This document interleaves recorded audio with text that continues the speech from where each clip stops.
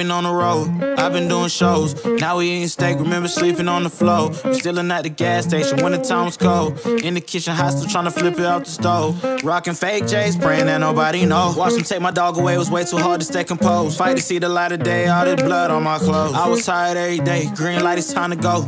I don't wanna live life fast or die too young. Die too young. 100 miles per hour, I might crash, cause the good die young. Yeah, the good die young. Push it to the limit, I can't go no more. Red light, no way, I'm coming back home. Long dirt road, all on my own. I'ma be the greatest, write my name in the stone. Write my name in the stone. Yeah, I'm coming back home. Yeah, I'm coming back home. Write my name in the stone, cause I'm coming back home. Cause I know my people needing me. Diving in the rough, I don't know what it is they see in me. Hey, what I do, everybody? Welcome back to the channel. So today's video, I'm not exactly sure how long it's going to be. There's going to be a couple different things in here, but the bulk of this video is going to be about me using a machine called a rock saw or a wheel trencher, or I'm sure there's a million different names for it in the trades. And as gnarly as this tractor looks, this is actually one of the more enjoyable machines that I operate. This specific one's made by Toro. Twitch is a big name in the rock saw industry, Vermeer also. But this is actually one of the more enjoyable tractors that I operate.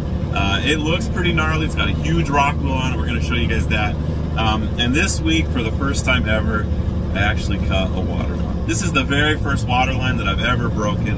And you know, sometimes it happens. Ooh, the sun's coming up and I got a dirty lens. So anyhow, sometimes it happens. This one was completely unmarked. But we're going to go ahead and get set up. We are going to be trenching hopefully about 400 or 500 feet today.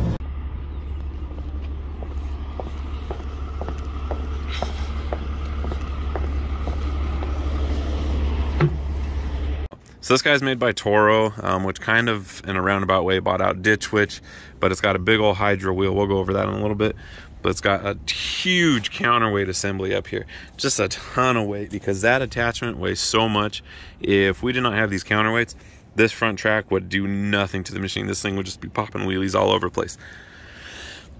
Even with these counterweights, if you're like headed on a steep uphill, the front of the machine will still rock just a little bit, because this guy, once we get back here, let me show it to you guys. I am a little bit over 6 feet tall, and this thing just completely dwarfs me. My hand's fully extended up here, and it's a big metal disc with lots of carbide teeth that pretty much will cut through anything. So it's got a hydraulic motor on this side. It's got another hydraulic motor on this side, and it spits out the dirt over here onto a pile that I'll go show you guys in a second, but you guys can tell this is super muddy. And this whole assembly slides side to side, so it's pretty rad. It's on tracks. It's a cool machine. Let me go ahead and show you guys the controls real quick. This thing is acting funky. Let's go ahead and get this thing raised up so we can start to move it. Alright, so real quick, this joystick just moves the machine back and forward. You know, it's kind of nice because you can just push it to your speed that you want. Now this thing crawls when it's in gear 1, and this just shifts between the gears, clicking back and forth. So, pretty straightforward there. Don't really use this guy a whole lot. This is the one that controls the wheel. You push it forward, it goes into the cutting direction. If you need to back it in the reverse direction for some reason, you just go back that way. But you got to lift this guy up to basically free this handle up. And then this one right here, this is what changes the elevation of the wheel. This one tilts you side to side. This one has two options. If you switch between the auxiliary and this one, it'll either raise or lower what's called the crumb shoe. Or if we flip it like this and do it, it moves the whole wheel side to side. And then this guy is for the outriggers to kind of help stabilize it when you're cutting. And that's about it as far as this machine goes. This is your rear wheel steer. This does have the option to, let me go ahead and show you. That's really strange. It shouldn't be doing that. I'm not even like turning the key, I'm just turning the machine on and then it turns on. I'm not sure why it's doing that. But you can cycle between different steering options right there. And then this guy right here, when I push it, you can see, you guys will see this change right here. Those are your gears, but we just like gear 1 typically for when we're trenching. And then these are your RPMs. I'm gonna go ahead and do like a real quick spin with it so you guys can see how fast this thing actually moves once it's on the ground.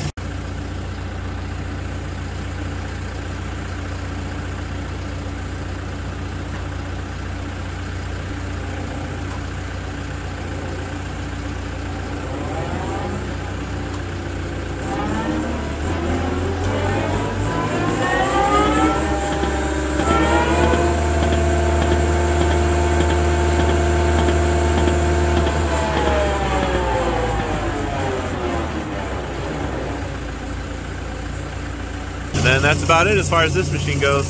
It does require like a constant vigilant look just because it's such a dangerous machine. When you guys saw that wheel spinning, you guys hit anything or anyone, they're toast.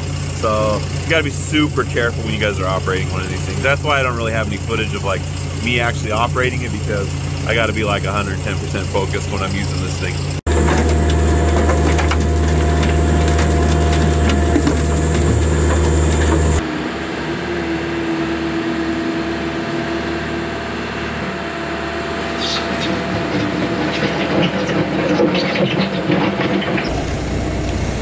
You guys can see the size of these things. We're basically cutting through a big boulder right now, and it's just breaking it up into pieces. And we pretty much went through a whole set of teeth right now, so we gotta pretty much change all the teeth out right now, and we only have like another foot to go. But as soon as we get those teeth changed out, we'll do the next foot, and then we're headed down that way to do another 800 feet. And hopefully we don't hit another spot like this, because when you go through a big boulder like this is blue granite, and this is extremely hard rock, and it just destroys the teeth almost instantly.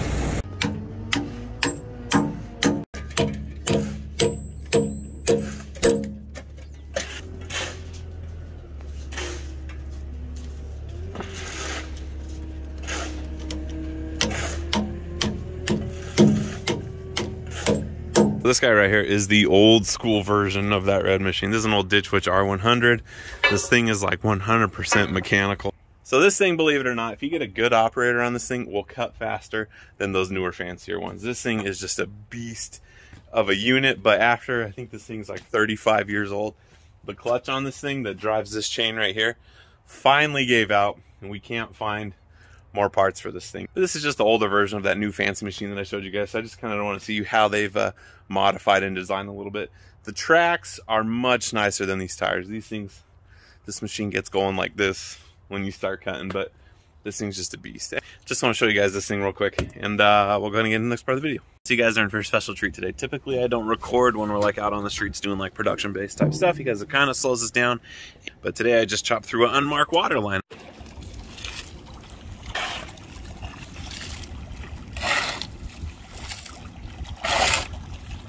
So we're gonna shift gears a little bit. We're gonna get the excavator unloaded, and we're gonna go dig some vaults over here because we're pretty much shut down over there until the water district does their thing. This whole street though has been marked out pretty bad. You guys can see this was the old mark for the electrical line. They deleted that and relocated it over here just past where I started because they initially said that it was right there.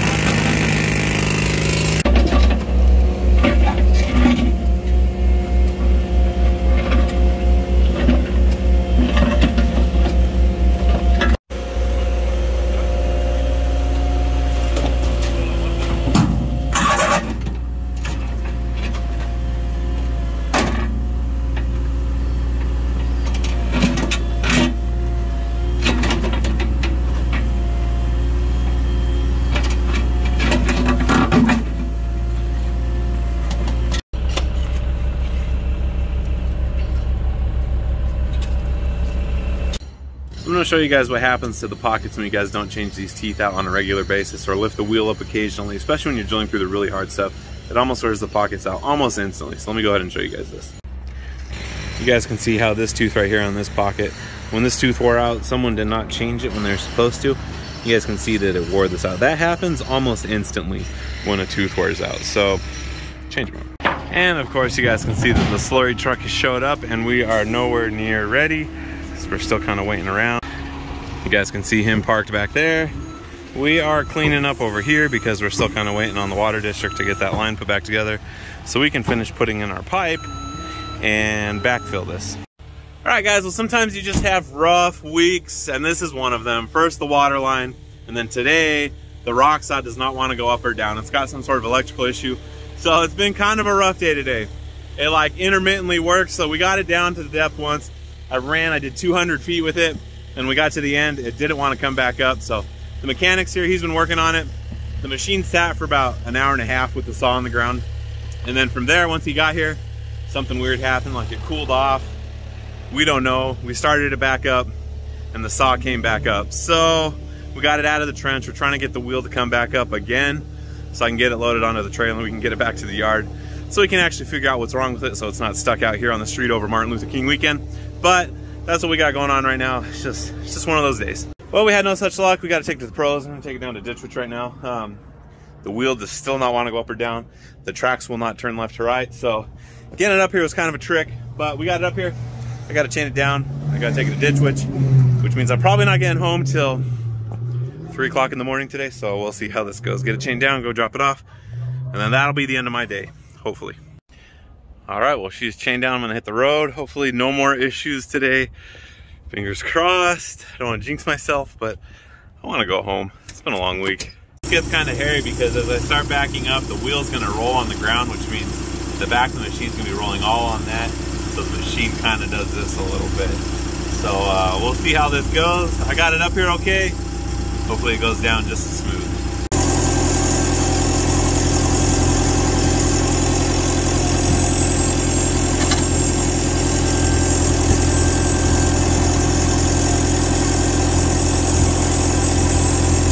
All right, well there she sits until she's fixed.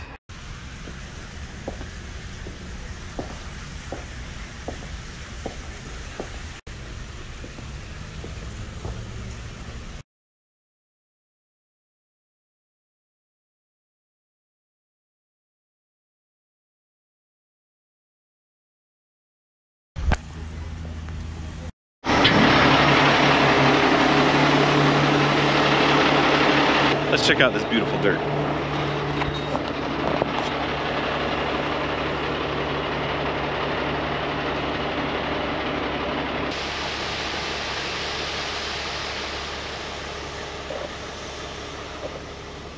Ooh, this stuff's nice. Nice and warm. I'm hoping I only need one load. It's not a big deal if I gotta go get another one. It's not like super expensive, but I'm gonna go ahead and get the truck out of here, bring the 299 up here, and we will get this smoothed out.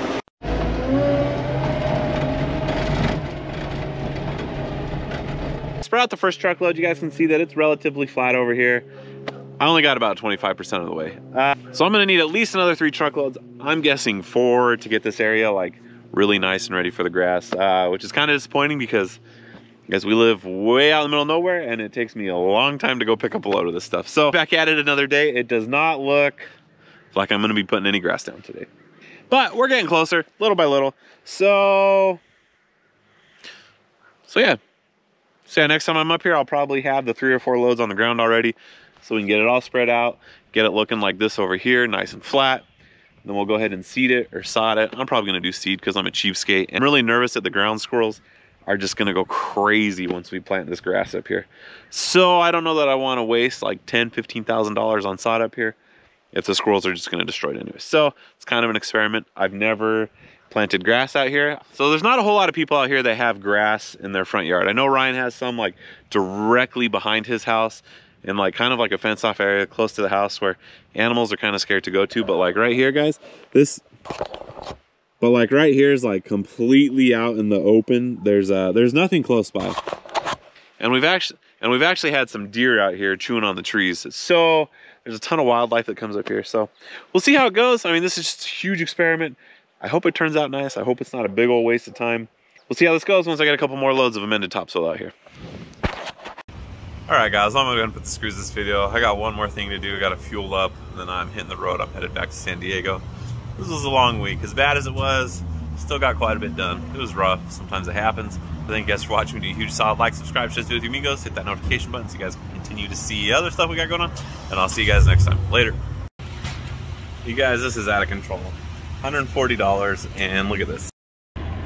And I'm not even all the way full yet. Ugh.